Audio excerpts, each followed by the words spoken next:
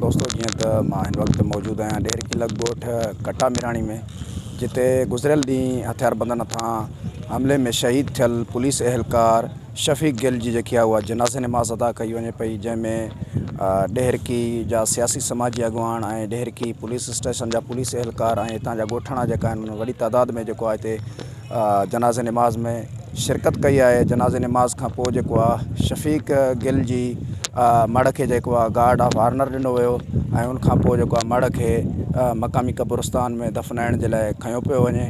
सो हिन वक़्तु ॾिसी सघो था हीअ मंज़र आहिनि शफ़ीक गिल जे ॻोढ़ जा।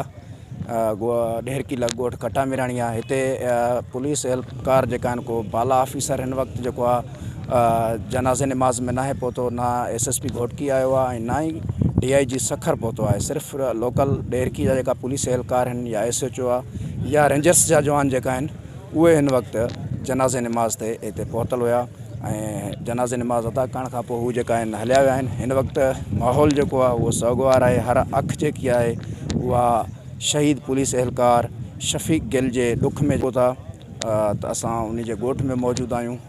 बिल्कुलु सोगवार माहौल आहे, जिते पुलिस एहलकार जेको गुज़िरियल ॾींहुं शहीद थियो शफ़ीक अहमद गिल, उनजी जनाज़े नमाज़ अदा कई वई ऐं सवनि जी तादाद में माण्हू जेको आहे इन जनाज़े नमाज़ में उन्हनि शिरकत कई। आला ऑफिसरनि खां सवाइ बाक़ी जेका आहिनि हितां जा लोकल मक़ामी माण्हू, सियासी समाजी अॻवान, सहाफ़ी बिरादरी, सोशल वर्कर, तमामु जेको आहे माण्हुनि खे वॾे अंग में शिरकत कई। ऐं ॾिसी सघो था वॾो मजमो आहे ऐं हर अखि जेकी आहे अॻवार माहौल हिते छायल आहे।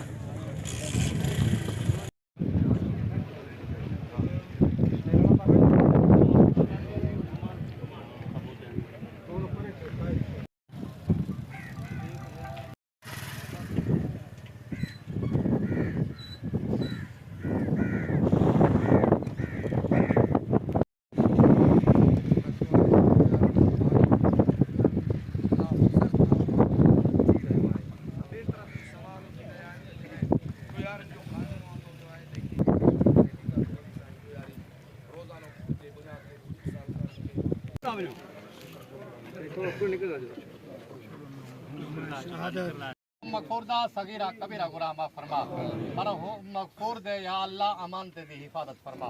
या अल्लाह मरहूम मकफूर दे वर्षा को सब्र करने दी तौफीक अता फरमा। व कुरब बिगफिर वरहम मानता खैर राहिमीन सल्लल्लाहु तआला अला खैर खल्किही व नूर अर्शिही तआला अलैहि वसल्लम दी ज़ियारत, पहचान और शफाअत नसीब फरमावे। या अल्लाह कब्र को हद निगाह तक वसी मरहूम मकफूर दी अल्लाह खुश करन या अल्लाह तो कबूल दे मंजूर फरमा। या अल्लाह मरहूम मकफूर दा सगीरा कबीरा गुनाह माफ फरमा। मरहूम मकफूर को जन्नतुल फिरदौस जा आला मकान आदिल नीचीन अता फरमा। या अल्लाह कब्र दे अज़ाब को बचावी, हशर दी गर्मी को बचावी। नबी करीम सल्लल्लाहु तआला अलैहि वसल्लम दी शफाअत नसीब। ये जगह जो कुल खानी खैरात दा खत्म मिलावे सी, कुल खानी खैरात दा खत्म मिलावे से सब हज़रात को ऐलान की गया।